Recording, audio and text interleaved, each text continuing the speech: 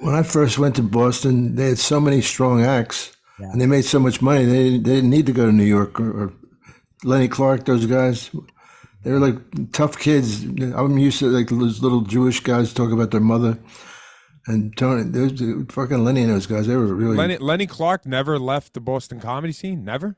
No, he did. He went to L.A. He was one of them, but he's talking about like Sweeney, Clarke, Don Gavin, Tony V. These guys created the scene in Boston. There was nothing. And they made that scene. They got the clubs. They went in and made it happen. So then what happened? Comics started going to Boston, like Bobcat, Janine Garofalo started going, all that shit, and Stephen Wright, and the Hollywood came and took those people and left all the Boston guys. They didn't want anything to do with them. So they got very protective of their shit. But actually Lenny wound up going to LA and getting his own, remember he got his own show. He had his own sitcom. But then I think the writer's strike has something fucked up happened. I think it was writer's strike. Writer's strike happened, and the show never came back and never went back. And they were so good to me when I first went up there, but for whatever reason, because they hated Richard Lewis, and they buried him. I mean, they were so strong. Dennis Leary was the weakest act. They were that good, and Pinette was just coming up.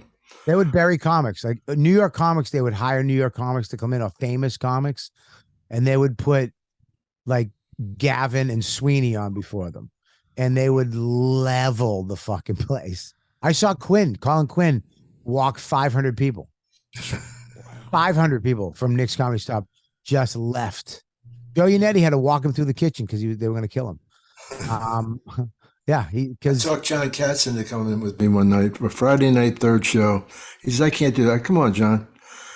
They booed his bald head as he walked to the stage. He stands up there, boom, fuck you, and he goes like after about 2 minutes, he goes, "Precisely." And that's it. He walked off the stage. Yeah, Boston crowds were vicious, man. Wait, so you could there was a time where you could make a living off of just being based in that scene. Still now. Wow. Well, back then they were getting paid. Yeah, they were getting paid cash. They were getting coke and you got paid either in coke and cash, whatever you wanted. That little Dominic, remember him? Yeah. He lined up lines of cocaine as he paid you.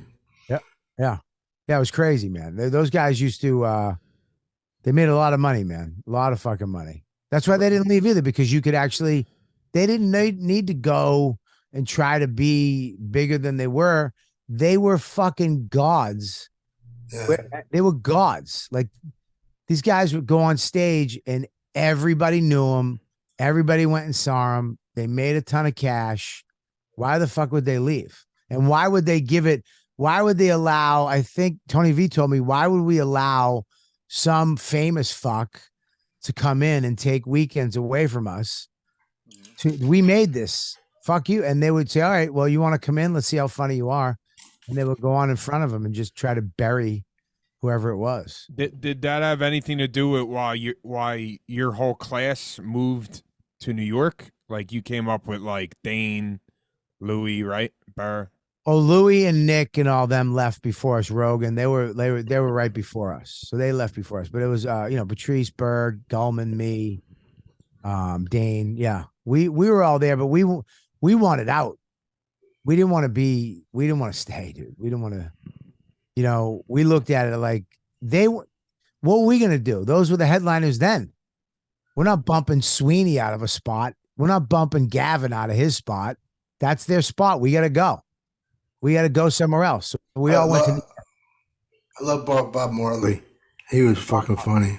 Yeah, Bob Marley was funny. Bob Marley came out of nowhere, though. We were all hanging out. All of a sudden, this fucking hick from Maine came down with his dumb hat on backwards. And we were like, who's this fucking shit dick? And he goes on and murders at the Kowloons. I mean, the place, I felt like the roof was going to pop off. Pork and the beans. Crystal clean, didn't swear. And he just murdered. But we were like, who's the new guy? And he wasn't. He was like a comic he was a comic for a while up in Maine. He just did his shit up there and then came to Boston when he was ready to fucking do it. So the new guy was actually a seasoned guy that was the motherfucker. That's why, like, when we went to New York, we were the new guys in New York, but we were seasoned back in Boston. So we just exploded on New York scene. We got in right away. That's why it's harder for a New York comic to get in at the clubs, because they saw you as an open micer. They saw you coming up, so you're always that guy. You know what I mean? Yeah. So it's harder for New York. When you do your shit somewhere else, go to New York. Oh, the new guy, give him 5 minutes, and you just go up. Dude, you're a headliner. We're all kind of headliners back in Boston, basically. Right. Headliners.